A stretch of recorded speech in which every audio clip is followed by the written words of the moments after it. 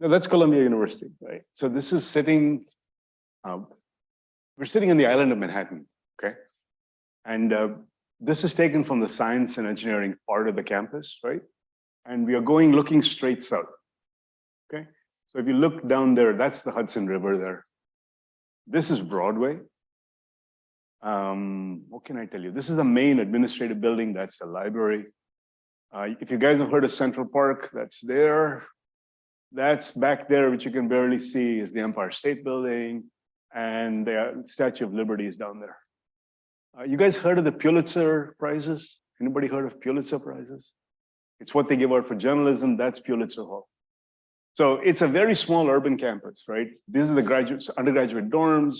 So it's like, 1/10 of the area of this institute, which I think is small. Okay, so it's a very small footprint. It's sitting in the middle of a major metropolis. But the thing is, I live down here and I walk 10 minutes to get to work. I don't own a car, so I'm not a classical American.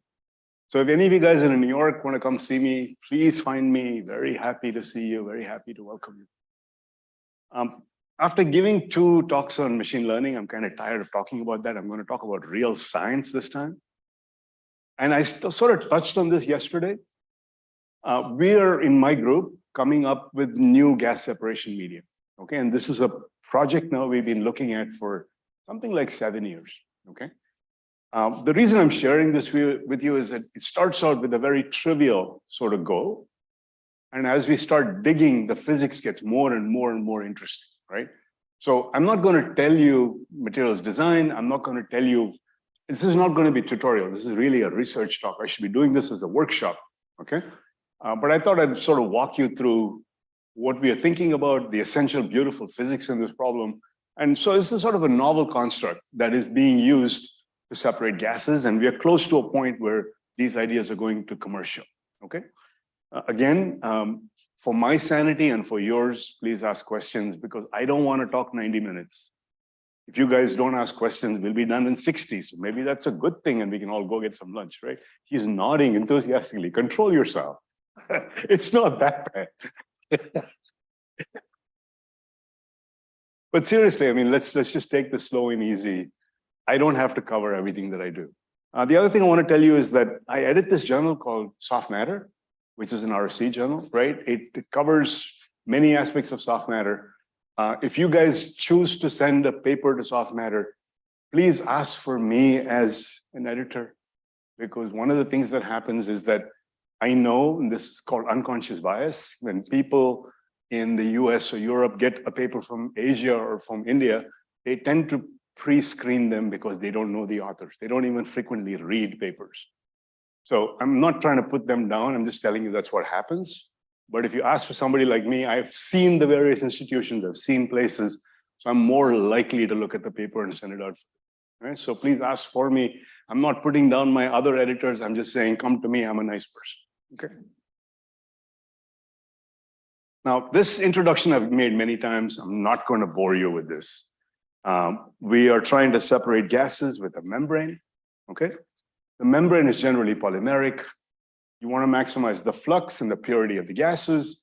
The figures of merit are this quantity called the permeability of the gas, which is a product of diffusion and solubility, and the selectivity, which is a ratio of permeabilities.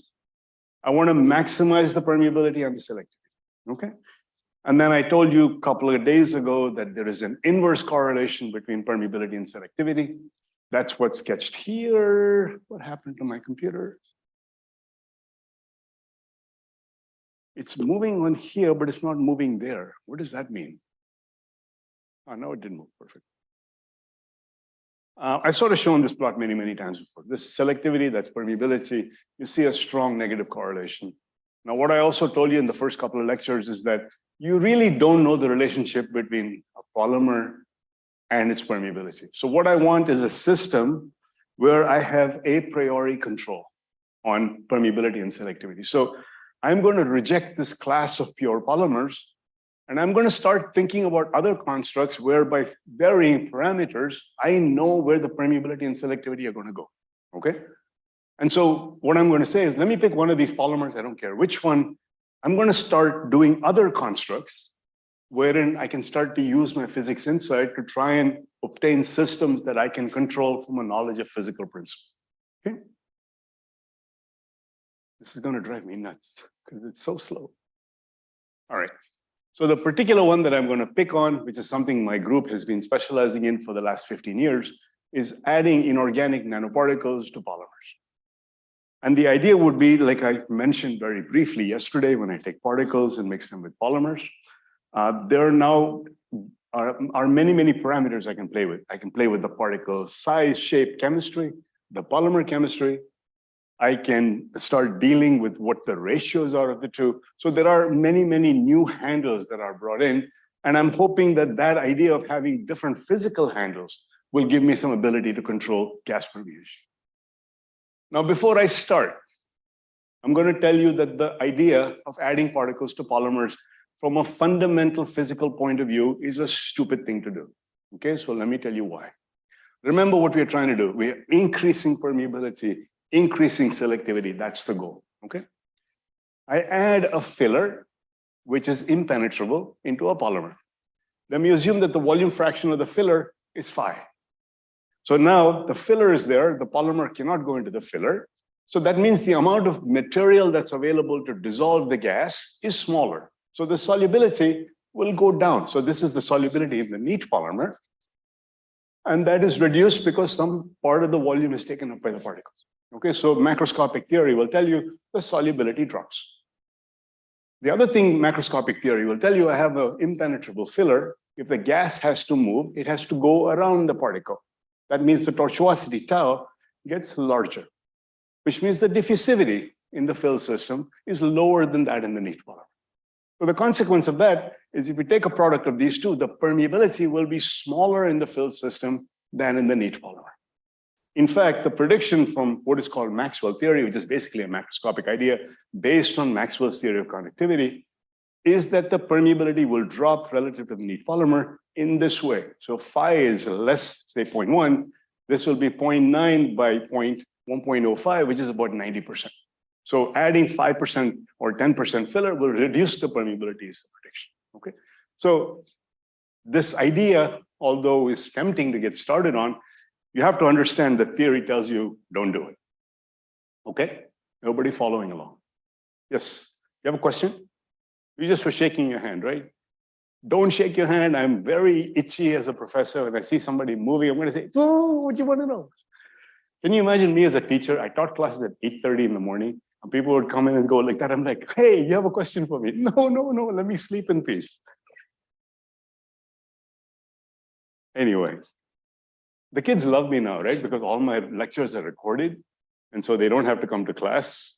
And they can sit back in their room and watch me at 3 times the speed because I'm not giving that much information. So watching it 10 times even, they're really saving time by not coming. Anyway, coming back to this problem, and see, my lectures are so exciting, he's getting up to leave now.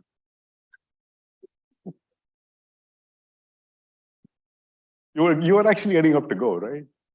Okay. I'm teasing you. All right, so let's this is the prediction of theory, right? You have to do an experiment. So these guys took these silica particles, which were 15 nanometers in diameter. They put it into this polymer called Altem. You really don't care. This is a very complicated structure that people use for gas separation. So they said, okay, let me mix different contents of silica into the polymer and measure the permeability. So this is the permeability with filler divided by permeability of the neat polymer. Okay. The points are experimental data for various gases. And the line is the prediction of this theory. And you see here very nicely, when you add particles to a polymer, permeability goes down. Okay. Now, this system was Altem and silica, and this was processed in the absence of solvent. So you took a particle, you took a polymer, you mixed them up, like when you make vermicelli, right? You extrude that thing. That's or what you call seve in Tamil, right? When you extrude that thing, that's what they do here. It's extruded through, it mixes or not, and that's how you make the material. You get the permeability going. Somebody else came along, took exactly the same system, dissolved them all in common solvent, cast it, and dried it. So the preparation condition was different. And in that case, when the solution casted, the permeability went up by a factor of 250%. Okay? So that's really weird. It tells you, I take the same system, I process it differently. In one case, I get the result that I expect, permeability goes down. In the other case, it goes up dramatically. What do you think this is doing? Any ideas? If something becomes sensitive to the way you prepare it, that means if preparation conditions matter, that means these are not at equilibrium. That means these states must be defined by how you created them or by the processing technique. Why are they out of equilibrium? It's because particles are inorganic, they're hydrophilic, the polymers are organic, they're hydrophobic, they don't want to mix, they really want to phase separate. By solution casting them, somehow you're coaxing them to coexist in some manner, and so you're changing the dispersion state. In this case, it's immiscible. The particles agglomerate, the permeability goes down. Here, for whatever reason, they trapped it in some metastable state where the permeability goes up. So it tells you these systems, even though they're really exciting, start providing new results, are extremely sensitive to non-equilibrium preparation. And that's not a good place to be, because if I'm going to be making a part, if it depends on how the part is made, then if the operator gets up and sneezes on it, the performance will disappear. Okay, everybody's satisfied. So everybody understanding the scale of the problem. Okay. Any questions up to now? I will just keep talking very quickly. You should leave if the air conditioning is bothering you. Okay. She was complaining that the AC is giving her a migraine. I'm like, please don't come to my talk. I don't want to make you feel worse. Everybody understanding this? This is where the field is for the last 20 years, starting from 2002. So our solution to this was, we said, look, let's try and really understand what particles do. And the way to fix that is to get a state of dispersion that's at equilibrium. And the way to make these guys be at equilibrium is to not let these guys phase separate from each other. So you take the hydrophilic part and the hydrophobic part, and you connect them together. You guys know one place where that is used in everyday life? Nobody knows. None of you guys shower in the morning, huh? There you go. Soap is a surfactant, right? Where a hydrophilic and a hydrophobic part are connected. So that's where the inspiration comes from. And so what you do is you say, oh man, this is going to kill me. That's the construct I'm going to use, okay? And now suddenly I have a whole range of other parameters that I bring in. So I'm going to pick one particular polymer. You really do not care what that is, because the answers I'll show you at some point are independent of the chemistry of that material. The particle I'm going to hold fixed at 14 nanometers. I don't know, I'm just going to keep it there. We've varied the particle diameter, but the results don't really matter. So those two I will hold fixed. What I'm going to vary is the grafting density. Okay, so this tells you it's about half a chain per nanometer squared. I'm going to talk about that a lot, but just remember that number. And then the molecular weight varies between 20,000 and 150,000. Now, what does that mean to you? It means absolutely nothing. If a polymer is self-respecting and it has to have good mechanical properties, the molecular weight has to be at least 100,000. Below that, the chains are too short. They will not entangle. They will not be mechanically resilient. Okay. So this is in the range where it's just starting to get respectable as a polymer. So variations I'm going to deal with are the grafting density and the molecular weight. Okay, that's it. That's all I'm going to play with. All the chains are going to be grafted to the particles. All right. Now, this grafting density, I want you to think about a little bit. Why is that important? The silica surface, it's known to have 2 OH groups per nanometer squared. Okay. So you're functionalizing through the SiOH group on the silica surface. So roughly a quarter of those bonds are functionalized. So it's not very hard to do. You're accessing about a quarter of the available SiOH bonds to grow the polymer chains.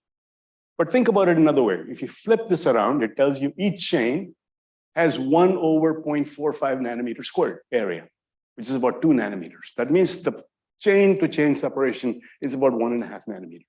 Okay. Why is that important? Typical polymer sizes are molecular weight dependent. For about a 50,000 molecular weight polymer, that's about 7 nanometers. So the grafting densities I'm picking are high enough that the chains are starting to really start to overlap with each other. So this is in the limit of what I will call is high grafting density. I'm going to talk about that a lot, but I want you to remember that number because that's going to turn out to be really, really important. All right. So far, so good, right? Cool. So I wanted to fix this problem of miscibility of particle in polymer. So here I'm taking particles grafted with different molecular weights, 30, 60, 130 kilodaltons at the same grafting density. These are transmission electron microscope images. So what you do is you take a sample of this material, you cut it into about 100 nanometer slice, and then look at it through electrons in transmission. Just look at this image. What you see here right away is that the particles are always well dispersed. Okay, there's no agglomeration of the particles. And that was what I wanted to achieve. So we fixed the problem that we wanted to fix. It doesn't depend on what solvent I come out of. It doesn't matter how I prepare it. Always get the same dispersion. Okay. So we fixed that issue. Beyond that, I'm not going to talk about dispersion anymore.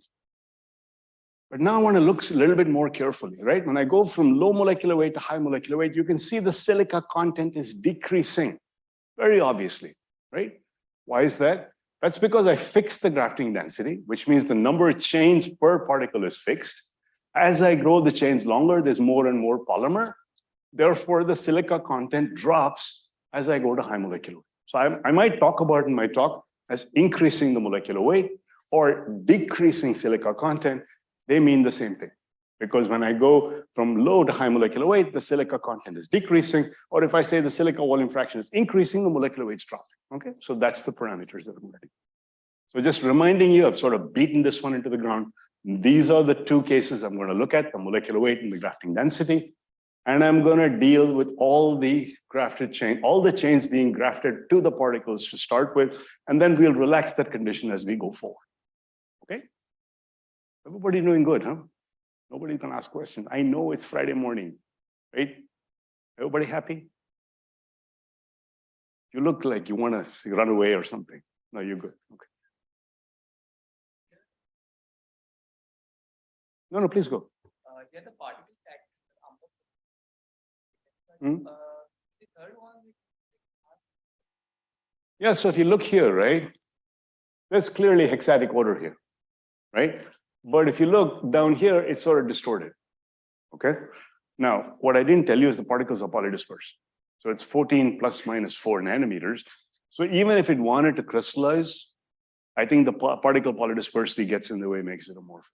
I don't know if it's an inherent property of these materials to be amorphous or whether the polydispersity is making it amorphous. But in our hands, we never get it to crystallize. So one of the things we're doing is making the particles more monodisperse and then see if it crystallizes. But at the moment, it's an amorphous package. Okay? Lost a slide somewhere in the middle.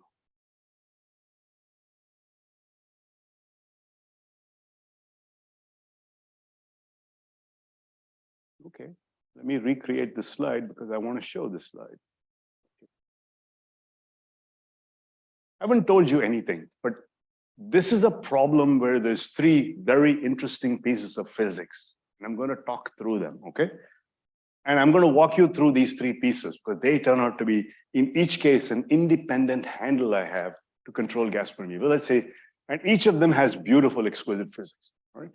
First one is I put a particle in there. So the particle surface chemistry might make a difference in terms of, you know, if the surface likes one gas over the other, that can change permeability or the permeability ratio, okay? I'm not going to worry about that. I'm going to keep the particle fixed, and so I don't care about variations in particle chemistry. The 2 things that are going to matter is how the chains are arranged on a single particle and how these different particles pack together, okay? So a single particle behavior with these grafted chains and then a many particle collective behavior. Those are going to be the 2 pieces of physics that I want to touch on and really elaborate on in my talk. Okay? So let's talk about this guy.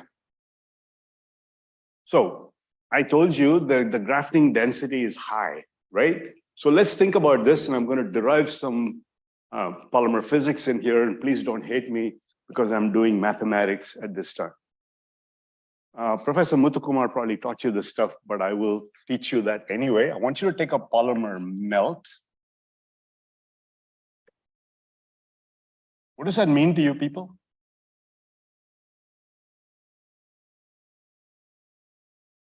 Is that term familiar? Why do you want to bring entanglements into this? It's just a polymer with nothing else. And if the chains are long enough, they're entangled. The chains are not long, they're short and not entangled, okay? But a melt means it just is a chain system with no solvent. Okay? So I have this chain, and the two parameters are this thing is called the Kuhn length and the number of monomers per chain.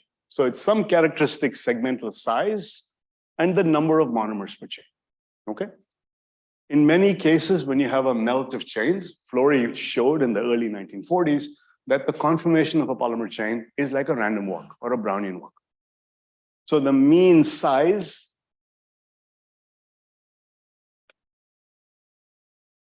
of a polymer melt chain looks like B square root of N. Now I'm writing that as R squared to the 1/2 because that's, if I do the first moment of the end-to-end distance vector, I'll get 0. The second moment goes to NB squared. And I'm taking a power 1/2 to tell you that's the size scale in linear units. So this is the size scale, and sometimes I just call this R. All right. So the volume occupied by a polymer chain in the melt is R cubed, which is B to the 3, N to the 3/2. Okay, so that's a big volume.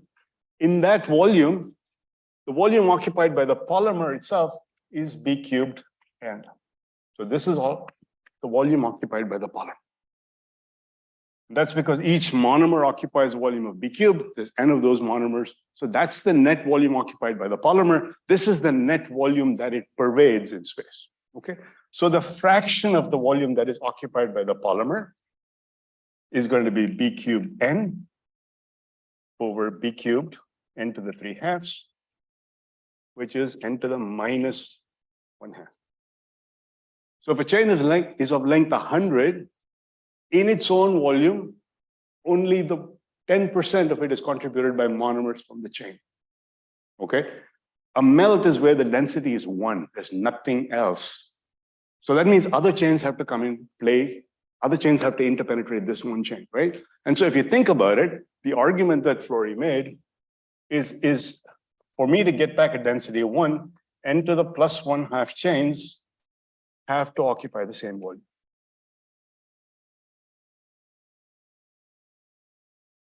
Everybody following the argument?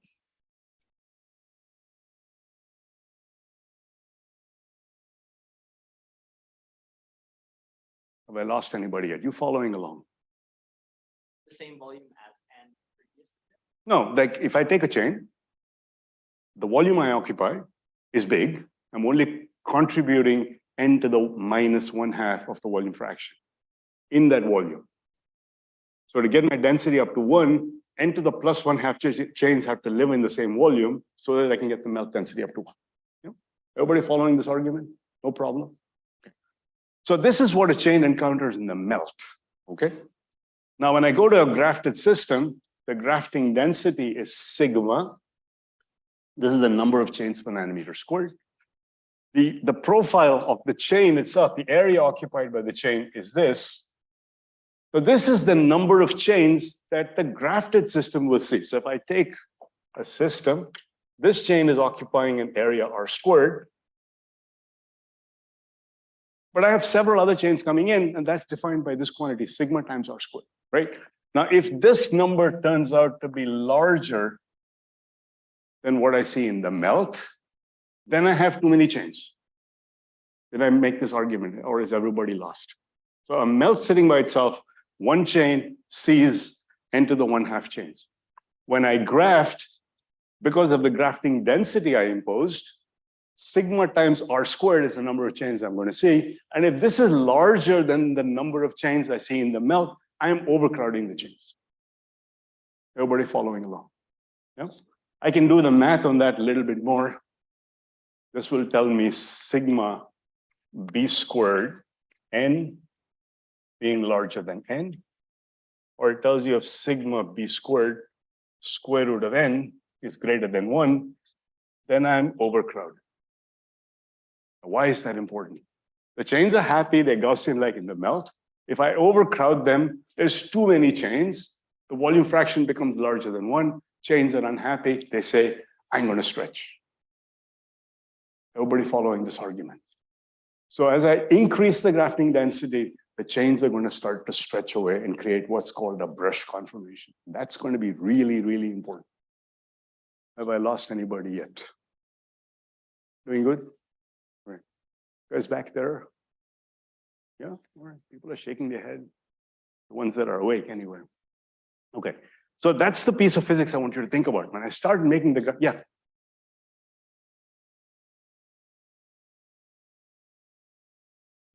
I'm sorry, what? You said volume fraction has to be greater than 1. Okay, look, if I have n to the 1/2 chains that occupy the same volume, right? Then the volume fraction is 1. Each one contributes 1 over square root of n. The square root of n chains, volume fraction is 1.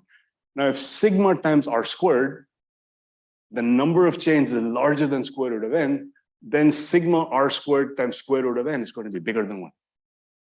You following along? Yeah. Steric repulsions, then also chains will tend to. Right, but see, in a melt, there are steric repulsions, right?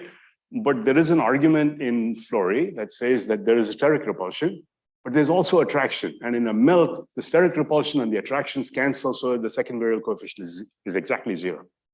So in the melt state, chains are Gaussian, not because they don't have excluded volume, but because excluded volume and attractions exactly cancel out. That's a very famous hypothesis. So I'm going to assume even in the grafted system, I can think about it like a random walk, but at the closest level, there's still steric repulsion. So the density being 1 is the limit at which those two exactly cancel out. If I go to any higher density, I'm overcrowding the monomers, repulsions take over, I will stretch. Yeah? So this idea that a high grafting density, the chains become brush-like is a very, very important piece of the story that I want to come back to. Now, all the calculations I did there were for a flat surface, right? This is a curved surface. So now the thing is, it's highly crowded here, it starts to stretch. But as I start going away from the surface, the area available goes up as r squared. So that means the overcrowding decreases as I go away from the surface. So for long enough chains, when the chains get far enough away, it's no longer overcrowded, it becomes Gaussian-like. So short chains, high grafting density, the chains are stretched. As I make the chains longer, the inner portions are going to be stretched, the outer ones will become Gaussian again. So there is a very nice transition that happens from a stretch brush to a Gaussian chain, which is also going to be very important. Okay, so it's just single particle brush physics. Because it's spherical, becomes really nice and cute. Okay. The other limit, if I make the grafting density very low, it's going to act like a Gaussian chain. Okay. So those are the 3 limits I want you to think about.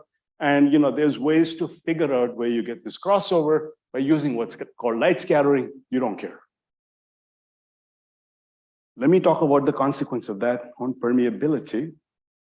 And this is the first set of results that's completely unexpected. So here is a sparse brush. The grafting density is low. The chains are Gaussian. They are not, the density is lower than what it encounters in the melt. So the chains are happily Gaussian. Okay, there's no stretching, nothing. This is all grafted. This is now the permeability in the filled system divided by permeability without filler. This is the nanoparticle volume fraction. So these are short chains, those are long chains. And this is CH4 permeability, CO2 permeability. All the numbers are below 1. So that tells me the addition of the particles or the addition of grafted particles always reduces permeability. And that line is the Maxwell line.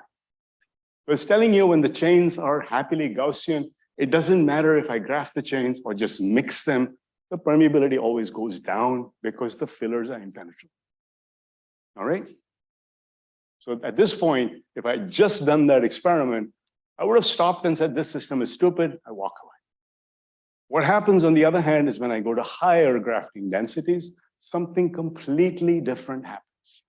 So here is now CO2 permeability.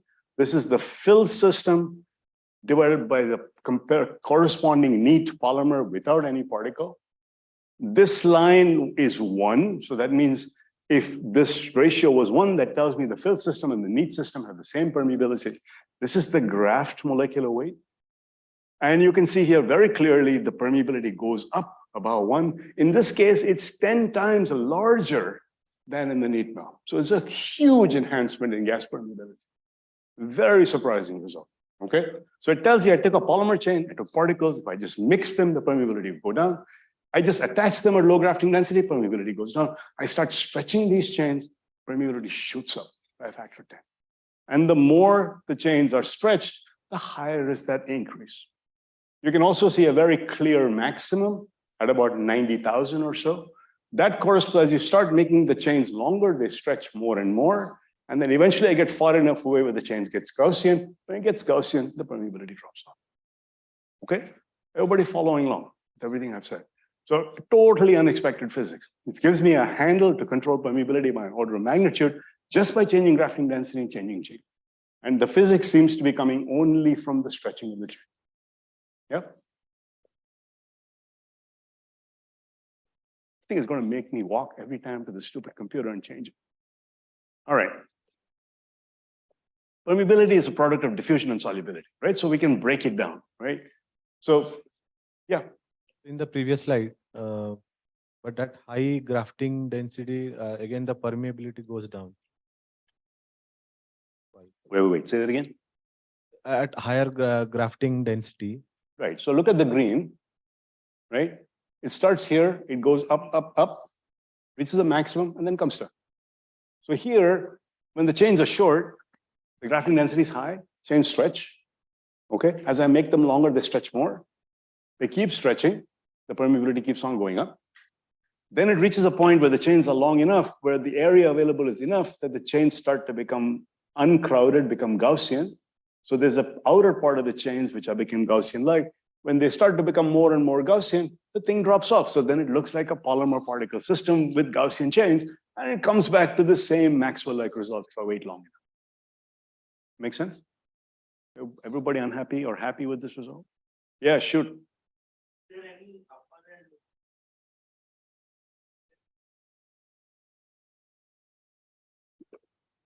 The lower threshold is basically, okay, think about it this way, 0.03 chains per nanometer squared, right? So if you do the math on this, this turns out to be about, we can do the math. So 4 pi r squared, r is 7, 7 squared is 50, 50 times 4 is 200 times 3 is 600, 600 times 0.03 is going to be about 20 chains, okay? So you go to 0.01, it's about 6 chains per particle. So now if you start 6 chains per particle, right? It's very hard to precisely control at that level. So you're going to get large variations particle to particle. So in principle, there's no limit, but we tend even at 0.01 to start worrying that the particle to particle variations are going to be so large that you can't really talk about an ensemble measurement. It seems like there are discrete populations of slightly different grafting density. So the difference between 1 chain versus 3 chains per particle is huge.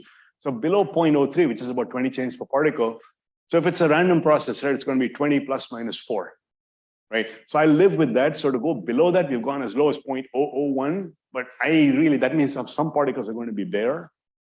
And so then I don't know what to tell you. So this seems to be the lower limit that I reliably use. Getting about like 1 chain per nanometer squared is hard, just because, the SiOH groups are hydrogen bonded to each other. So to get the grafting, you have to open that up and start grafting it. And when they open up, right, you can graft one, but not to the other, because there's some shielding that goes on. So 1 seems to be about the limit or what we can get with standard techniques. So between 2 orders of magnitude, 0.01 to 1 chain per nanometer squared. All right. So now this is breaking the permeability down into solubility and diffusion constant. In each case, I'm taking diffusion in the fill system divided by diffusion in the neat polymer, solubility in the neat system divided by solubility in the neat polymer. You can see the solubility hardly changes. So all the effects are coming from the blue points, which are changes in diffusion constant. So somehow stretching these chains is changing the diffusion constant. And as I make the chains more and more Gaussian, the diffusion is again affected. Solubility is not really getting affected that much. Why would diffusion get affected, and why would it get affected this way? That's what I'm going to talk about in the next few slides, right? So I've made this point about stretching and stretching free energies and all this kind of stuff, right? So you have to actually work out what the stretching is. So we worked with this guy, Michael Rubinstein, who's at Duke University. And Michael is this guy for writing really simple theories. So I love that, right? So he basically made a model. He said, I have a particle. I I tend to think about an inner region where the chains are stretched. When they are stretched, you can basically say the only chains the particle sees are the chains that are grafted to the particle alone. That's called an inner dry zone. And the outer dry zone, where the chains are more Gaussian, is where, if you bring two particles together, the chain fragments that are Gaussian and adjacent particles can overlap. So he built a two-layer model where the chains are fully stretched here and Gaussian-like here. So they're fragments of the chain that are stretched, fragments that are Gaussian. And he wrote a very simple analytical theory, which allowed you to work out the total height of the brush, which is a combination of the dry and the interpenetrative zone. Okay, that's just taking into account the inner part of the brush is stretched, the outer one's Gaussian. That very simple idea he formulated. The math on that doesn't matter, you can solve it. But at the end of the day, you calculate the height of the brush squared over NB squared. Why do I do that? NB squared is the expected Gaussian chain R squared. H squared over R squared. H is the size of the brush, the height of the brush, divided by the native size of the polymer chain. This is an extent, this is a measure of the extension of the chain, okay, or the stretching. In rubber elasticity or in polymer theory, that multiplied by KT is the actual stretching free energy that you have. Okay? Everybody happy so far? I haven't said anything unhappy, right? Everybody cool? Okay. So we made a plot of this brush stretching free energy. This is a completely theoretical calculation from Michael as a function of chain length. And what you see here is exactly what I told you. When the chains are short, they stretch, stretch, stretch. There's a maximum stretching. Then the chain segments become Gaussian. Stretching drops off. There's an analytical prediction for the chain length at which you get maximum stretching. If I do the numbers, it turns out to be about 70 kilodaltons. Experimental results tell you that maximum permeability is about 90 kilodaltons, which is pretty good. So I'm going to make a jump and say that all the increase in free energy that is because of stretching is what is causing the chains to, or the gases to diffuse faster. And to prove that, I'm going to actually make a plot. You can actually derive what the stretching free energy looks like. It's some complex function of the nanoparticle volume fraction. I'm making a plot here of the log of the permeability versus log of the nanoparticle volume fraction. This is data from many different grafting densities. Everything falls on a nice, clean, straight line, telling you that for these regions where the nanoparticle volume fraction is high or the chains are short, the stretching free energy idea seems to work really nicely. Everybody following? The physics is the following. When you make the grafting density high, the brush is stretched, and somehow the stretching of the chains makes the diffusion higher. Yeah? The question is why? Why would stretching something make a gas move faster? So one of the things I do December, January is I go to Chennai because there's a music season. I go listen to music a lot. And so I've sort of thought about, frequencies of music and stuff like that. And something they teach you, which I didn't realize, one of my cousins plays the violin. Oops, what am I doing? Okay, with the violin, right? As you stretch, there's the strings that you can tighten the string, right? So what does that do? As you increase the tension on the violin, the frequency goes up. That's a well-established string problem that we learned in high school physics, right? As the tension goes up, the frequency goes up, or if you like, the time scale goes down. So the argument I'm going to make is that as I stretch the chains out, the time scale for local segmental motion goes up, and that local segmental motion to which the gas is slave makes it go faster. Okay? Very simple idea. Yes, no, maybe? You look unhappy. Which part? I've been saying a lot of things. Okay, so you increase the tension. So look at this calculation, right? So as the tension goes up, the frequency goes up. The time scale is 1 over the frequency. So time scale goes down. So as you stretch the chain, the time scale goes down, which means the gas diffusion becomes faster because the local motion is faster of the chain. Yeah. But I have to show that the stretching actually changes the time scale for the motion, right? So I have to go look at the grafted chain system and look at the time scale for the motion. Yep. Of course it is. I'll show you. L is also affected. I will show you in a second. So it turns out that what happens is when you stretch the chains, you can calculate both what's called a jump length and a time scale. So the length increases and the time scale goes down. And so both of them. So L goes up, T goes down. I'm trying to keep it simple, but so my data will show you both L and T, right? So here's a technique, and I don't want to bother you a lot. It's called quasi-elastic neutron scattering. This is taking a grafted chain system and looking only at the local segmental motions of the hydrogen atoms that are attached to a carbon chain. Okay, so it's an extremely local probe. And what you do is you look at wave vectors. So if you want to think about length scales, that's basically 2 pi over Q. So this is 6 over 6 times 2, it's about 12 angstroms. And this is about 6 angstroms, 7 angstroms. So the local segmental scale is about 7 angstroms. So this is looking at extremely local dynamics. And so what you get out is 2 things, the time scale for the motion, and also how far things jump. Okay, and that's the length scale here. Okay. Now the blue band here is the neat polymer. And these symbols are all the grafted chain system at half a chain per nanometer squared. What do you see here? When you graft the chains, the time scale for the motion speeds up by roughly a factor of 4. And it seems to have a really nice minimum as a function of molecular weight. And so it's telling you really this tension argument is making the segmental dynamics faster. Now, in terms of your question, the length scale shows a nice maximum at around the molecular weight where the gas permeability goes to the maximum. So if you think about diffusion as being L squared over tau, it's a combination of L and tau. L goes up, tau goes down. And so the stretching profoundly affects gas motion. And so everything is coming basically from the stretching of these chains, which is something I would never have thought possible. Everybody happy? Yeah. Say that again. Yes, excellent question. I'd like to do that. And we have applied for beam. So what we want to do is take a polymer melt to stretch it, right? We applied for beam time 4 years ago. And then this thing called the pandemic happened. And then it turns out the NIST reactor had a leak of nuclear fuel. So it's been kind of problematic getting time. But yeah, we really would like to do that experiment. Just take a system and stretch it and see what you get, of course. Yeah. But here, what's interesting is both L and tau are changing. So it tells you that if I straighten the chain out, if a gas molecule comes, it's able to travel faster because it's locally stiffer. And it's also doing it faster because the chain itself is faster. So there's 2 things that are happening which are unexpected. Everybody satisfied? Should I quit or should I keep going? How are you doing back there? You have a question? Yeah, cool.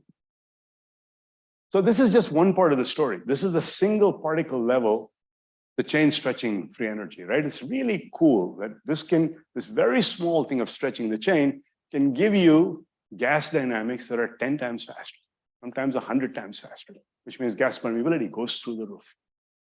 But then if you want to think about it, what I've done is I've really created a film, right, which has multiple particles, right? And so what I want to talk about now is the multi-particle physics, which also turns out to be really another handle we have to control permeability. So let me walk through this argument. I have a short, densely grafted particle. And so what this is supposed to mean is the core of the particle. And this is the grafted chain. Now remember, the chains are stretching because they're overcrowded. All right. Now, I want to make a film out of these particles. I put particles in solvent. I start evaporating the solvent. The particles come together, right? Now, at this point, what's happened is the coronas are touching. But you see, I left an air gap in the middle because that's what's going to happen. When 3 spheres come together, you're going to leave a gap in the middle.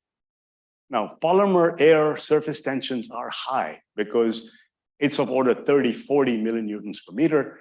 So the polymer really does not like that gap. It would like to fill the gap. Okay, how is it going to fill the gap? The first thought is move the particles closer, right? If you move the particles any closer, what is going to happen is that the brush chains are going to do that. The brush is already stretched. It's stretching because it has too many neighbors. You say go and interpenetrate with another brush. That means overcrowding is going to go up even more. It really does not want to do that. So it says, no, no, no, no, no. I'm not going to get any closer. But I want to fill that gap. So what am I going to do? I'm going to take these chains here, stretch them out so I fill the gap. So I'm willing to stretch a few chains more so that they fill the gap. What is the consequence of that? We do simulation.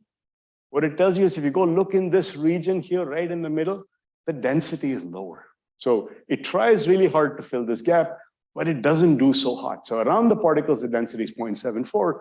In that gap region, it's about 20% lower. So I've got spaces here where the density is lower in that interstitial space. And so I have regions of varying density because of this multi-particle problem.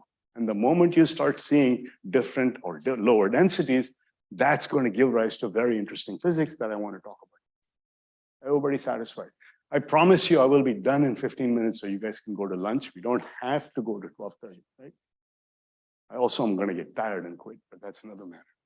So these regions that I'm going to call are distal regions, and I'm going to think about that. So the first thing we thought about is, look, I have these regions that are low density. Is there a way to go and selectively fill that? Because if I can fill that, then maybe it should start messing with what I see, right? How do I think about filling that? I had no idea. And then one of my students had this brilliant idea. He said, let's go back and start introducing some free chains.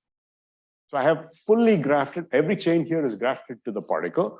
I'm now going to take a small amount of free chains of the same chemistry, put that in here, and the argument was, because these places are slightly lower in density, maybe the chains will go and fill that space. So we did that experiment, and now we do something called small angle neutron scattering.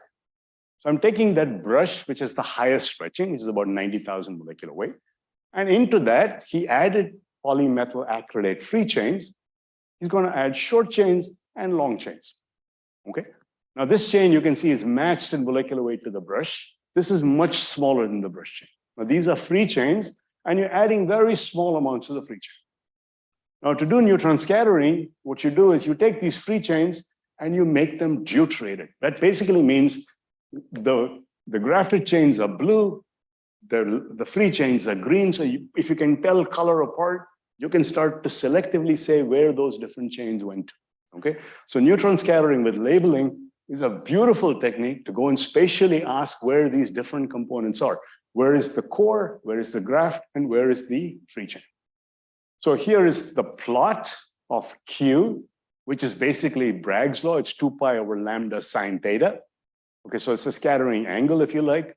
Q is inverse angstroms. That means if you want to get a length scale, 1 over Q corresponds to a length scale. So this is long length scale, this is short length scale. So its intensity is a function of Q. Different levels of free chain. What you see here is that as I add more and more free chain, there is this one peak. That peak, if you go look at the number, it's about 7 times 10 to the minus 3 angstroms. If you do the math on that, that's exactly the particle-particle spacing. So that peak corresponds to this particle-particle spacing that you're seeing. As you add more and more free chains, that peak doesn't move at all. There's no new feature appearing. And when you do the modeling, it tells you the short chains are going everywhere. They're not selectively filling that hole, which is what I want.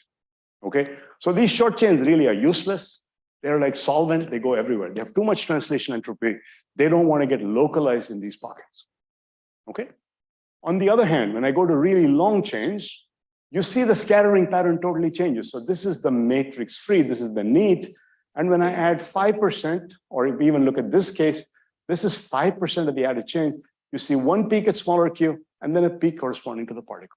So it tells you now that when I add long free chains, there are 2 distinct spacings. The first one corresponds to the particle-particle spacing. The other one corresponds to the green chain spacing. When you do the math, you realize the green chains exactly go and fill the low density pockets. Okay, so short chains do nothing, they go everywhere. Long chains fill those pockets precisely. And I'm going to ask, what does that do to gas permeability? Any guesses what it might do? I shouldn't be asking questions at noon, right? I should just be talking. Say what? I will show you. It seems to be a crossover, right? Because it basically tells you as the chains get longer and longer, they have less translation entropy. And so they would prefer to get localized more and more. So it's a progressive effect, right? So we've seen nothing, no first order transition or anything like that. I think if we make it long enough, they'll phase separate, right? So nobody wants to guess what's going to happen. Okay, let's walk through what happens. So here is the short chain that I added, right? This is permeability in the fill system divided by permeability in the neat case as a function of how much of that 2.5 kilodalton polymer I added. free chain, right? So it goes up to 10%. This is CO2, that's methane. And what you see happening is the neat grafted system had a big increase in permeability. As I added free chains, the permeability dropped.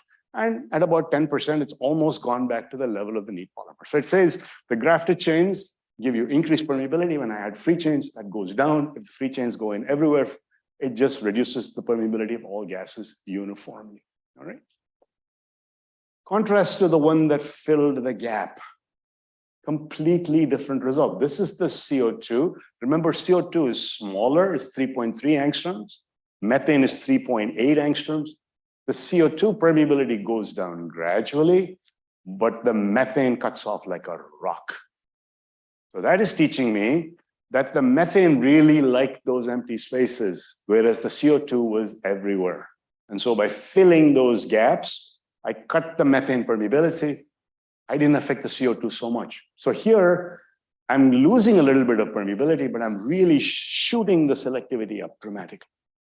You guys following what I just said? Did I lose you? No? You following along or you lost? Okay. So I'm going to plot this data slightly differently, and this is sort of a key result. So here is a plot of permeability, selectivity, CO2 methane. That's the neat PMA. That's that peak permeability sample at about 90,000 molecular weight, just the grafted sample. That's the upper bound, which is far away for this material. Now I'm going to add 6 kilodalton polymer or 2.5 kilodalton polymer. It doesn't matter, the polymer that goes everywhere. And I see this sort of behavior. So this is 0.5%, 1%, 2%, 5%.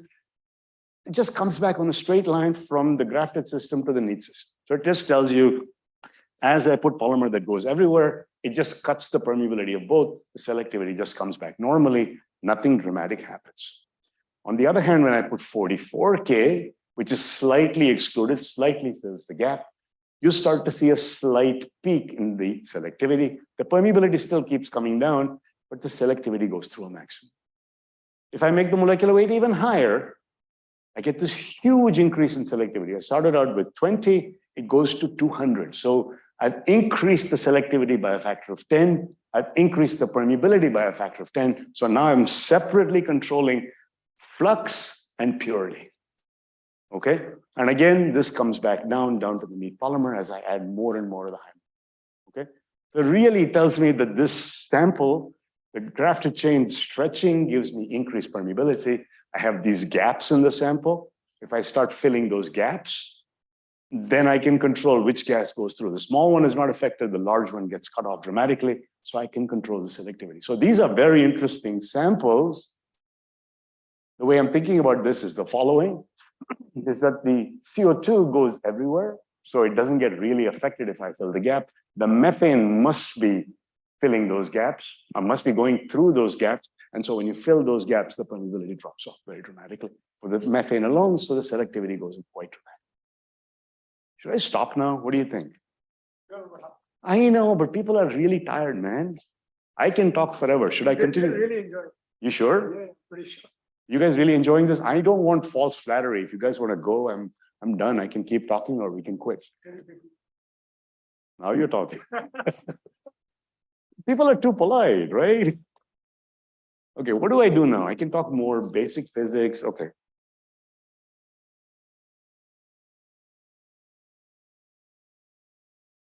Okay. So this is our picture, right? There's two channels. The grafted chain, the portion that is stretched, speeds up dynamics, okay?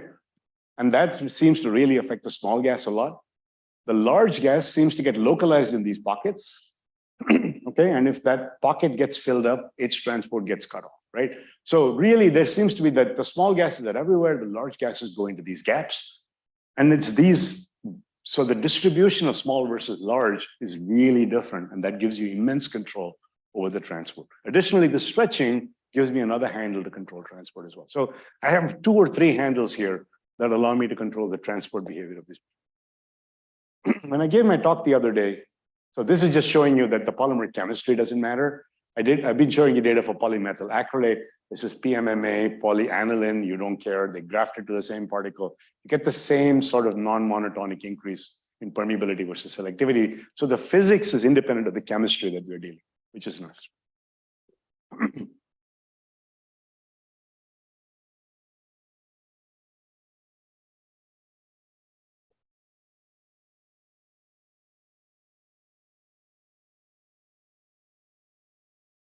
So, I don't want to think about it as a porous medium because then it wouldn't be diffusive transport. The transport is clearly diffusive. Okay. So it's got free volume pockets, if you like. And so we use a technique called positron annihilation lifetime spectroscopy to measure the sizes of the pockets. And those tend to be of the order of the gas size. Okay, so we know something about it, but I don't know anything about the connectivity between these pockets. So that's why I can't really use macroscopic theory to predict the permeability, and that's why I have to make measurements. So this is telling you really in my medium that if you want, the pockets between the particles is where the large gases sit, and then they hop pocket to pocket. Okay, so I think I can now use sort of ideas of jump diffusion to start to model the transport of the large gases, whereas the small ones, since they're homogeneous, are going to look just like normal transport through a medium. So I think this might be a way of sort of elaborating on this hypothesis that it's jump diffusion. It's going from pocket to pocket.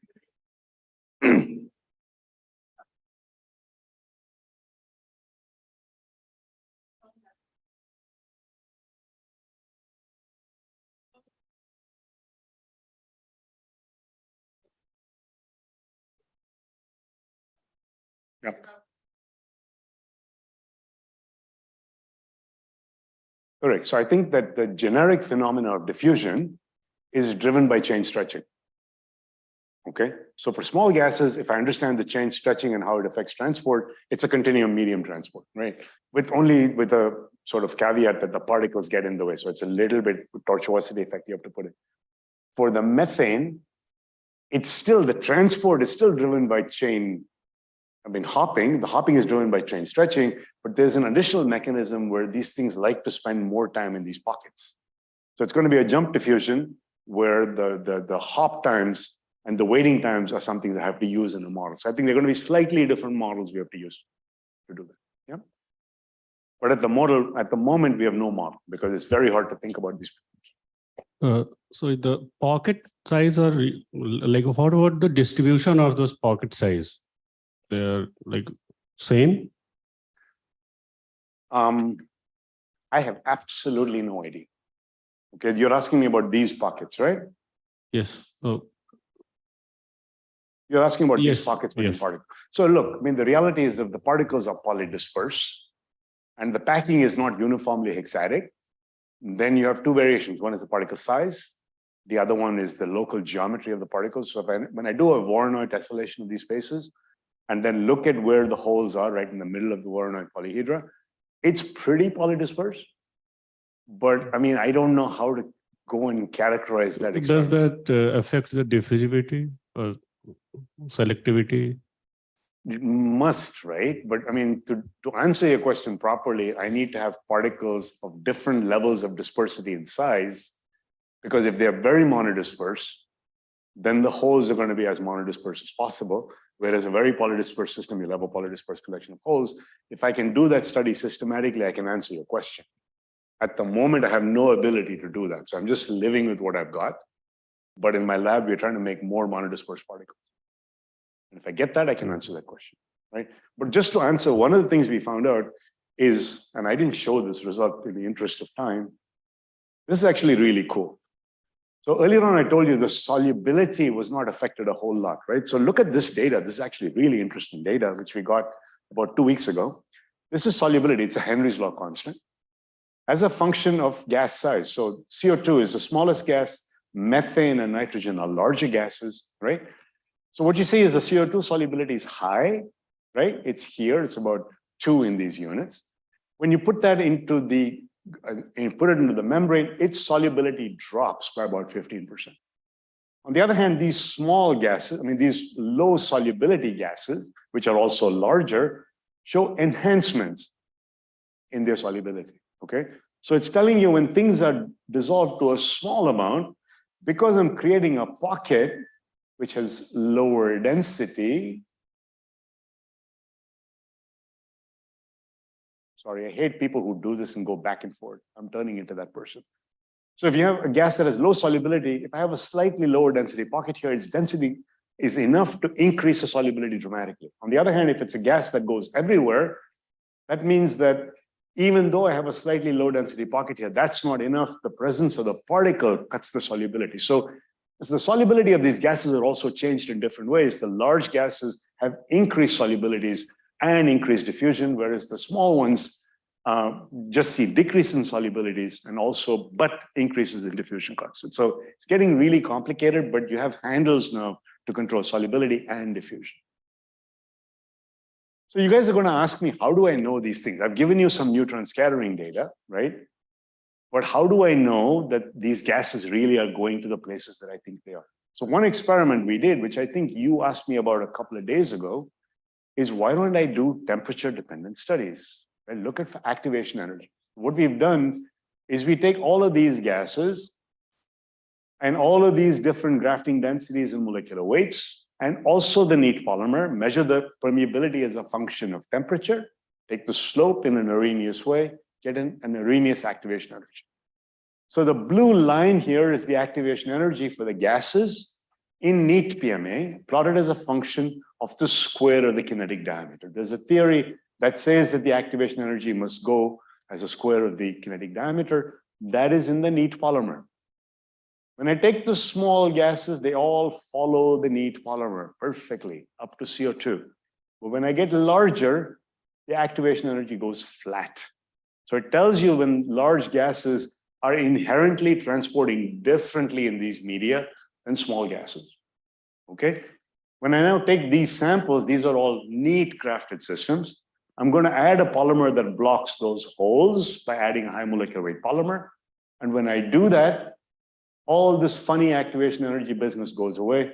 I recover the activation energy in the neat polymer. Okay, so it tells you these bigger gases in media with just the grafted chains, which have the empty pockets, have an easier time transporting. If I block that channel, the activation energy comes back, it becomes larger.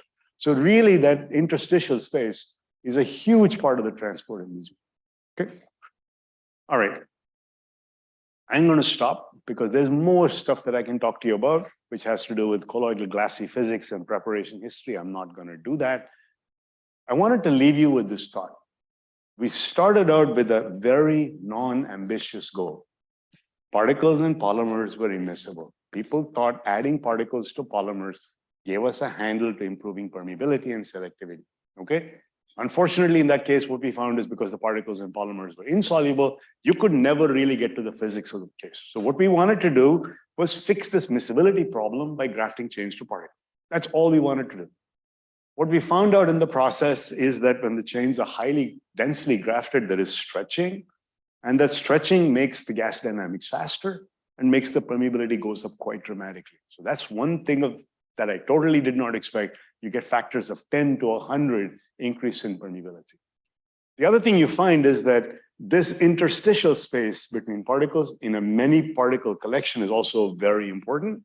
Big gases go there, little gases go all over the place. By opening or closing that empty space, you can dramatically affect the transport of the big gas and therefore affect selectivity. So stretching affects permeability.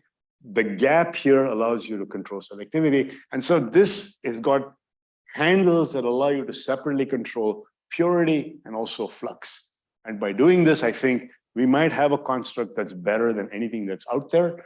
This approach is completely physics-based. It's not chemistry-based, which I like because chemistry variations I don't understand, physics variations I do. I'm going to stop. I just went an hour and 10 minutes. I want to thank you all for coming, for mostly listening and not falling asleep. Thank you, thank you, thank you. And I hope to answer any questions that you might have.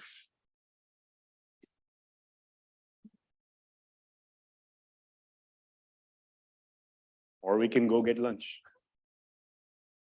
So, Sorry? Yeah, so we want to make membrane. And I want to start going commercial. I want to make a product and sell it, right? Because if I can make the permeability 10 times larger than anything that's out there, that means the purification cost will drop by a factor 10. That right now it costs about 1/3 of all the electricity that you make to clean up CO2 from air. If I can drop that from 30% to 3%, that changes the economy of the industry. So yeah, I'd like to go there. That's where we go. There's a colleague of mine, Jaydeep Basu at ISC. He's used it to separate salt from water. Same ideas work there as well. So he wants to go commercial. We're trying to make a desalination plant as well. So yeah, we're thinking very seriously about going commercial, both for filtration and also for gas separation.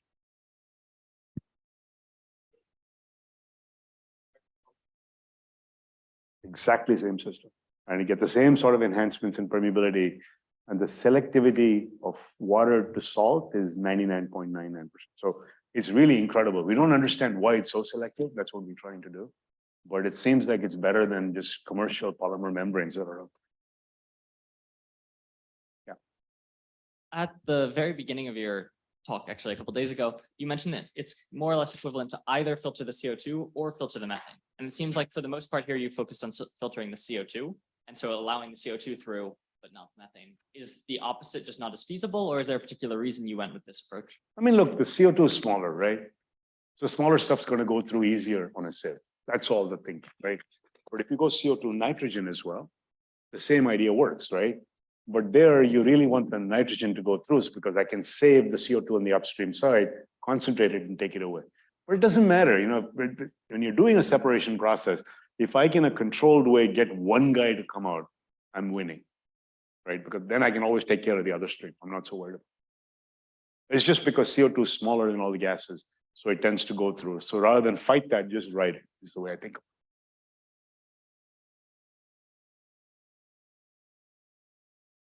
it. Salination? Or do the salts concentrate and saturate the membranes? You have to. I mean, that's going to happen by definition, right? It's called polarization, where the salt is going to collect on the upstream side. So you would really like a membrane where the salt goes through and you hold the water. But you know what people do generally when they're in desalination is they will run a membrane for a while. And then what they'll do is that, you know, the other side, they'll switch over to another one and they'll clean off the salt. But also the other thing that happens, algae will form. So biofouling starts to happen. So you have to keep cleaning with chlorine to get that stuff out. So that's something you have to deal with anyway. You do end up with concentrated brine, and then there's a question of what you do with the brine. But those are practical questions we haven't solved, right? One Yep. question. Please. In the first part of your talk, you had one that silica particle, and then you switched to in a combination of three. Oh, no, so it's a film, right? So it's multi-particle. So when you mix, when you put your mother membrane, the main one, with the silica, with the grafted polymers, then eventually they will make a cluster of 3, 2, No. 4. So maybe I didn't say it clearly. My membrane is made only of the grafted particle system. Okay. So I'm thinking about it. It's a film with nanoparticles that have come together to make a film. There's a hexatic ordering of particles, right? So I'm going to think about it in a very simple way. I have a multi-particle collection that formed a film. The basic starting point is to think about a single particle. And then to make up this hexatic motif, the way to do that is to create a triangle.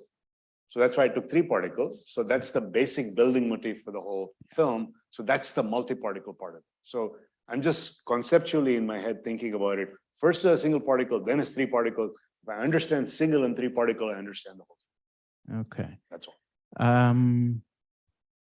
Maybe it's not a good place to say what I'm going to say next. Please do it. That's always a good place to say that. I don't know what you're going to. If you're going to tell me I'm ugly, I'm sorry, I can't help.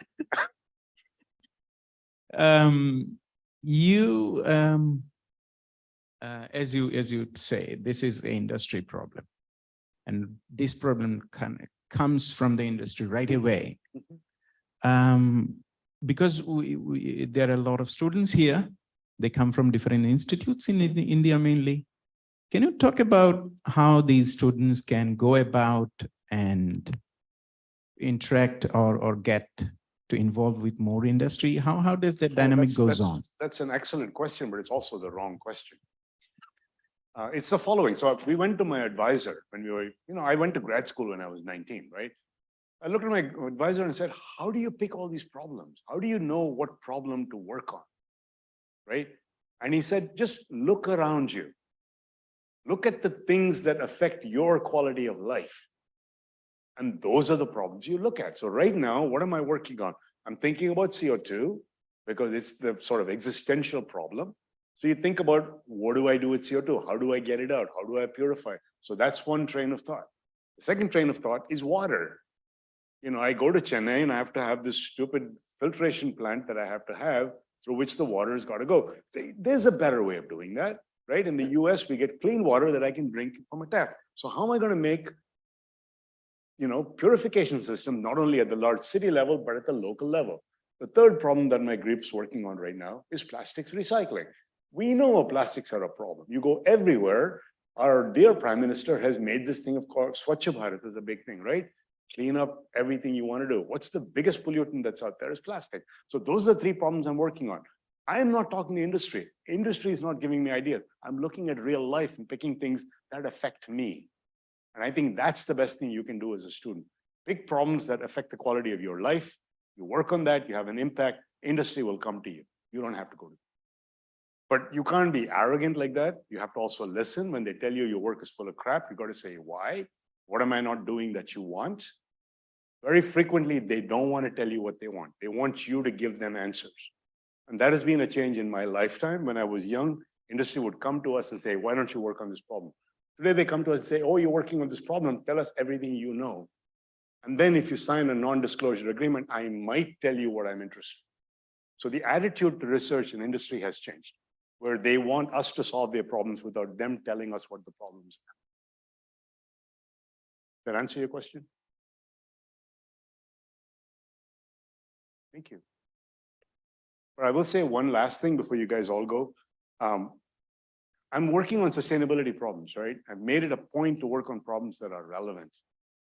I'm doing that because I've reached a point in my life where it really doesn't matter if I get another award, I go and give 20 more lectures. The kudos don't matter anymore, right? I've been very blessed to get lots of things given to me in my life, and it's time for me to give back. I want to do stuff that will outlast me, that will affect society. That doesn't mean I want to be remembered. I have no such arrogance. I just want to make solutions that will solve the human condition. And that to me is the biggest change philosophically that I've made. And I hope that shows through in what I'm doing. I'm just trying to solve things that affects my condition and your condition. And I think if you can do that effectively, your life's a success. Thank you.